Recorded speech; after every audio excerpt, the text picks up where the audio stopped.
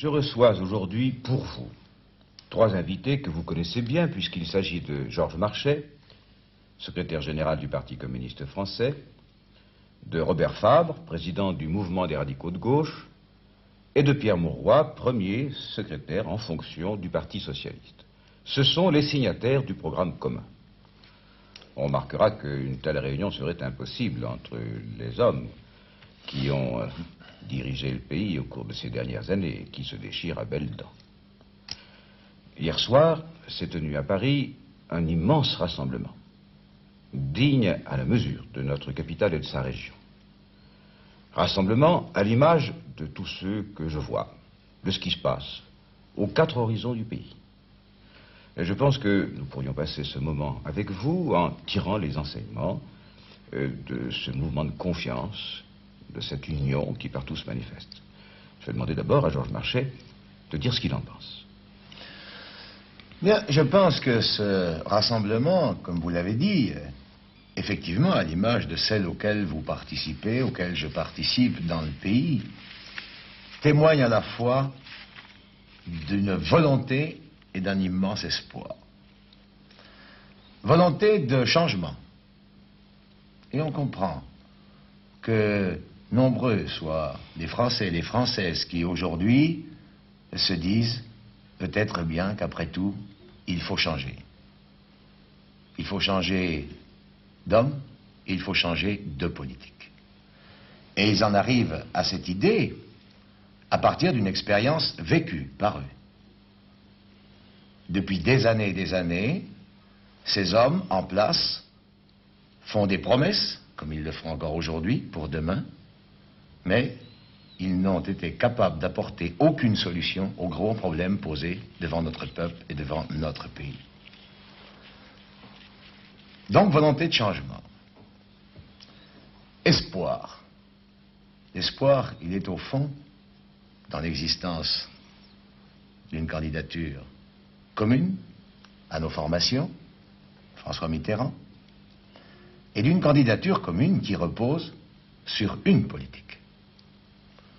Une politique sociale, une politique économique, des mesures pour développer la démocratie, une grande politique extérieure.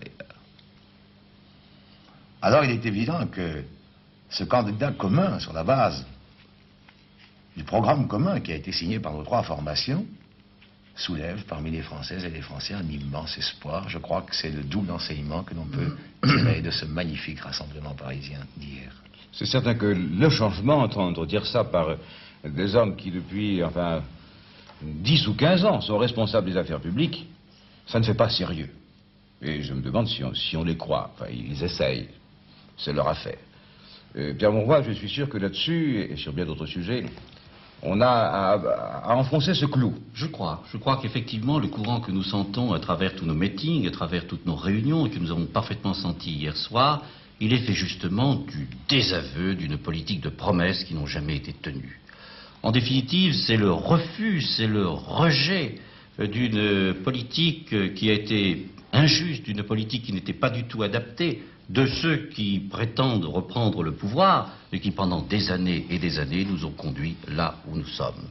D'ailleurs, on peut constater que M. Chaban-Delmas, Giscard d'Estaing et Royer sentent tellement cet handicap sur leur candidature qu'en définitive, ils essaient de faire oublier qu'ils ont été nos ministres ou qu'ils l'étaient encore en exercice avant même la campagne et même pendant la campagne. On voudrait bien les oublier. Oui.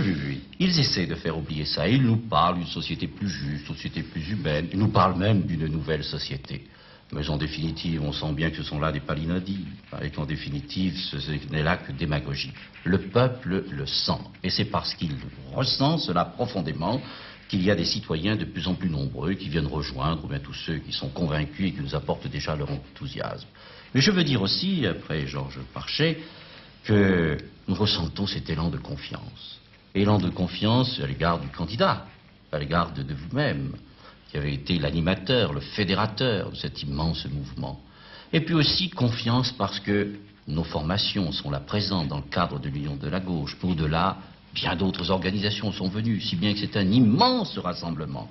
Et au-dessus de ce rassemblement, eh bien, ce n'est qu'unité, sérénité et je le dis, joie partagée par nous tous. On peut dire que dans cette campagne, reprenant un mot d'un vieux socialiste, eh bien que la tristesse, disait-il, était conservatrice et réactionnaire, elle est effectivement dans leur camp. Au contraire, la joie est républicaine, elle est justement dans notre camp. Nos formations, celles que vous animez, qui sont parmi les plus importantes du pays, ont, il y a déjà quelques années, contracté un engagement qui a su résister à l'événement. Je pourrais dire même que nous l'avons approfondi, que nous l'avons conforté. Ce n'a pas toujours été facile, nous sommes des gens différents, nous avons souvent des philosophies qui s'opposent, mais nous avons toujours préféré ce qui nous a unis à ce qui pourrait nous diviser. Seulement, voilà, il faut bien savoir que nous sommes dans une bataille politique extrêmement difficile, extrêmement dure, et que les contre-attaques se préparent, quelquefois même d'une façon indélicate et choquante. Mais, Robert Fabre, vous qui vivez la vie de votre parti, et en même temps qui êtes un député de province, dites-nous ce que vous ressentez en face de la préparation de la droite, qui ne veut pas quitter le pouvoir. Ce n'est pas seulement ce que je ressens, mais ce que l'opinion française ressent. Ce désarroi de la majorité est très visible. Et les candidats de l'ex-majorité ont bien de la peine à faire passer le courant, quoi qu'ils en disent. Ils n'ont pas de programme économique valable à nous proposer, puisque tout ce qu'ils ont fait au cours des dernières années a échoué. Ils n'ont pas de programme social, ils essaient de copier le nôtre. Alors... ils nous courent après un peu. Oui, oui, enfin, beaucoup. Ils essaient de prendre des slogans, parce qu'ils ne peuvent pas aller au fond des choses. Mais ne minimiseront pas encore leur puissance de frappe.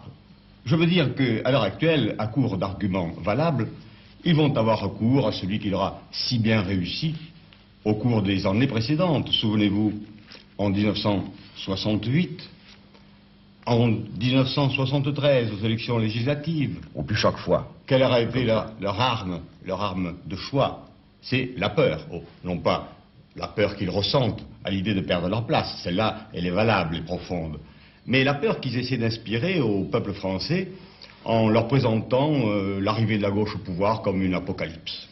Souvenez-vous de ce qu'ils disaient et qu'ils reprennent aujourd'hui. Français, votre petite maison, votre jardin, ils ajoutent aujourd'hui votre automobile, la gauche va vous les prendre. Et les Français qui sont attachés par toutes les fibres de leur corps à ce qu'ils ont mis de côté, gagné par le fruit légitime de leur travail au cours d'une vie de dur labeur, ne veulent pas être spoliés. Mais la gauche, que leur apporte-t-elle? Au contraire, la sécurité. C'est la gauche qui va lutter contre la spéculation. C'est la gauche qui propose, et vous l'avez bien dit, l'indexation de l'épargne, pour éviter que l'inflation galopante ne détruise ce que la confiance dans l'État peut rapporter d'intérêt à 6%. Alors, qu'ont-ils à avoir peur, ces petits commerçants, déjà écrasés par les grandes surfaces, émanation des groupes capitalistes? Bien, c'est déjà fait le mal, et pas par nous. Qu'ont-ils à redouter ces agriculteurs qui se sont endettés pour moderniser leur exploitation et qui aujourd'hui se voient souvent dans l'obligation de quitter leurs terres, rachetées par des groupes étrangers? Le mal est déjà fait, mais pas par nous. Alors je crois que la gauche qui leur apporte la garantie, et nous l'avons dit dans le programme commun, et nous le proclamons solennellement aujourd'hui de nouveau, parmi les libertés, la liberté d'entreprise, mais aussi le droit à la propriété, à l'initiative individuelle, doit leur apporter la sécurité qu'ils réclament. Ils veulent le changement, c'est vrai, mais ils veulent que ce changement soit raisonnable, et je crois que c'est là-dessus qu'il faut que l'opinion soit consciente que la seule solution valable dans le changement, c'est la gauche. Mais il est clair que les Français ne veulent pas perdre leur propriété, et ils ont bien raison. Et ils ont bien raison. Mais le problème qui se pose pour la gauche, c'est de parvenir à libérer l'homme de l'exploitation par l'homme, par d'autres hommes, peuples ou individus, races, sectes de toutes sortes. Libérer l'homme de l'exploitation par l'homme. Et nous sommes tous d'accord, c'est l'analyse qui nous réunit tous, que la première libération, c'est la libération économique. Donc il ne s'agit pas, bien au contraire, de lutter contre ce qu'ont pu gagner des hommes qui ont appliqué toute leur énergie et leur intelligence.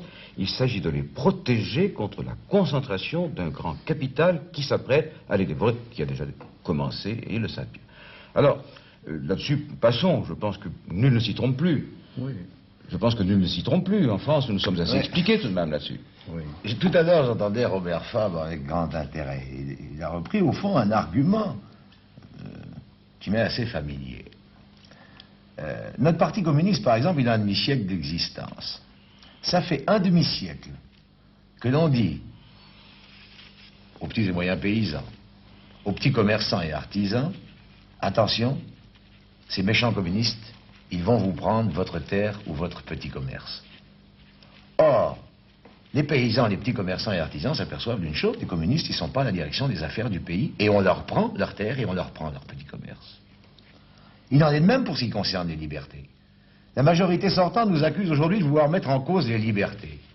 Mais les atteintes aux droits syndicaux, les écoutes téléphoniques, la mise en fiche des citoyens, toutes les lois qui ont été votées, notamment en 1970 et 1971, c'est pas la gauche, c'est la majorité sortante. Par conséquent, il s'agit effectivement d'arguments pour essayer d'empêcher les gens de se prononcer pour le changement.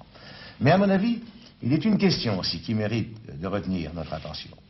C'est que se posent, avec bon sens d'ailleurs, les Françaises et les Français. Ce changement que propose la gauche est-il possible? Eh bien, parce qu'il faut tenir compte. Giscard d'Estaing est orfèvre dans ce domaine.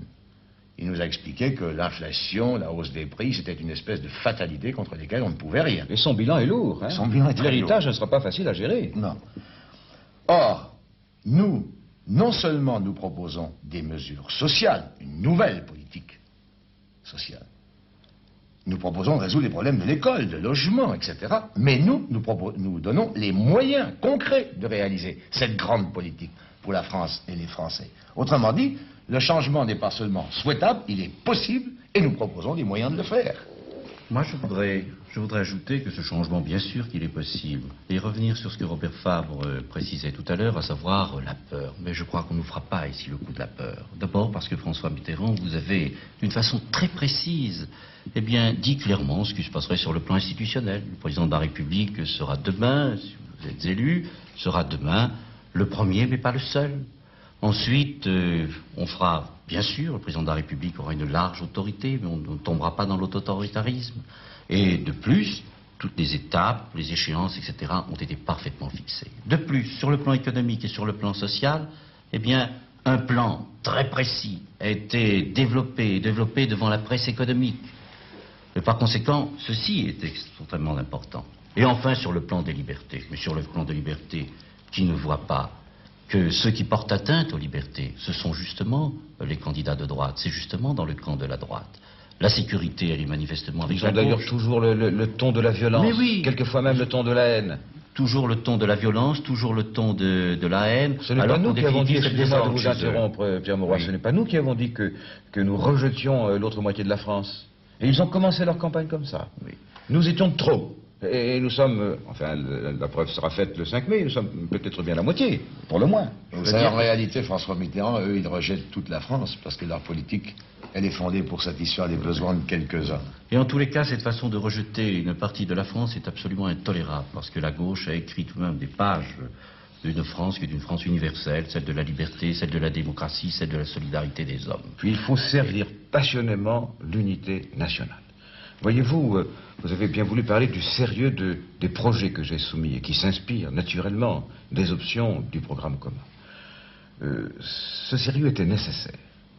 Nous allons aborder une période au cours de laquelle le taux de croissance, résultat pour beaucoup d'une mauvaise politique, a connu une chute brutale. On produira moins, donc on distribuera moins.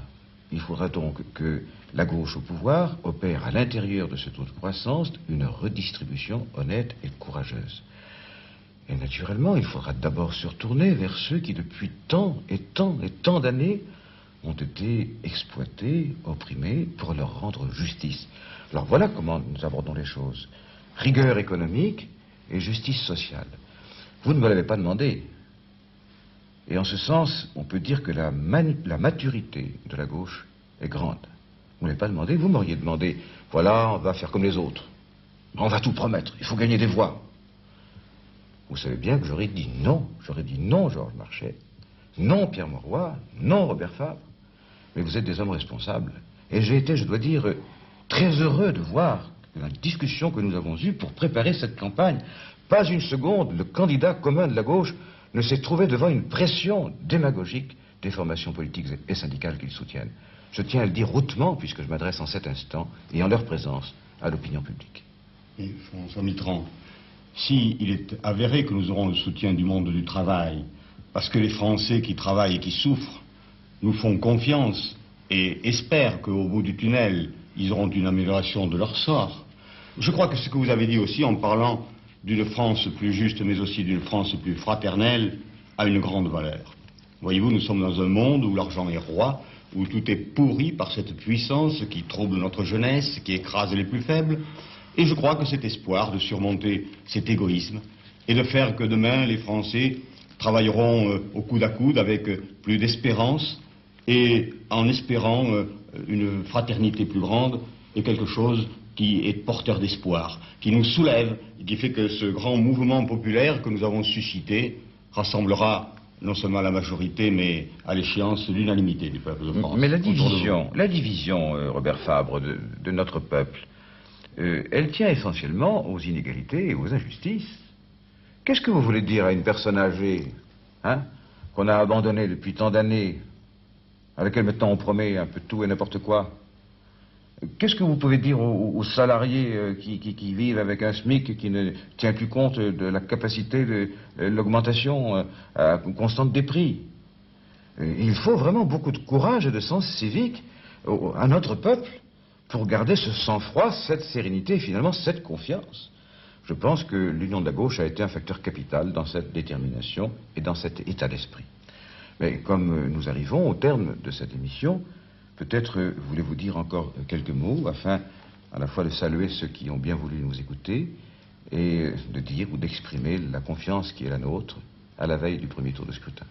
Bien, moi je crois que la confiance peut s'expliquer parfaitement par les propositions raisonnables qui sont celles de la gauche, mais chacun sent bien que ces propositions raisonnables ouvrent des temps nouveaux, des temps qui seront ceux d'une nouvelle libération et sans doute de la solidarité des hommes. Nous voulons une chose simple au fond, nous voulons que ceux qui produisent les richesses de la France en bénéficient et nous voulons que les Français participent à la mise en œuvre de cette grande politique conforme aux intérêts du peuple et à l'intérêt national. Eh bien, il faut gagner. Nous ferons et on tout. gagnera. Confiance à François Mitterrand.